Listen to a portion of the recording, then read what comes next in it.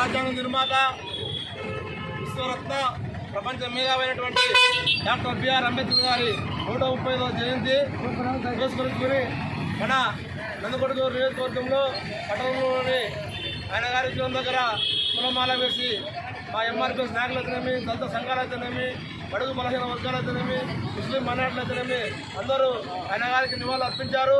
అలాగే ఎందుకనగా ఈరోజు మనం ఇంత స్వేచ్ఛగా ఉన్నామంటే నవభారత రాజ్యాంగ నిర్మాత మునుపటి కాలం నుంచి రేపటి కాలం వరకు కూడా మనం ఎలా బతకాలి, ఎలా ఉండాలి, ఎలా స్వేచ్ఛ, సమానత్వం, సహభాతృత్వంతో ఉండాలని చెప్పేసి ఆ రోజు ఆయన భారతదేశ రాజ్యాంగాన్ని అతిపెద్ద లిఖిత రాజ్యాంగాన్ని నిర్మించాడు. కాబట్టి మనం ఈరోజు స్వేచ్ఛగా ఉన్నాం. మరి ముఖ్యంగా మీ అందరూ తెలియజేయమనగా భారతదేశ ప్రజలారా అందరూ సమానమే, అందరూ ఏకంగా ప్రతి మనిషి ప్రేమించాలి, ప్రతి మనిషి గౌరవించాలి.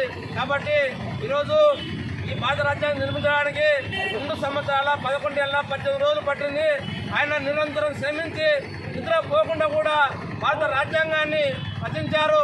అలాగే మరి ముఖ్యంగా ఖర్చు కూడా 3,96,329 రూపాయలు, దాదాపు అంటే 4 లక్షల రూపాయలను ఆ రోజు కాలంలో ఖర్చు అయింది.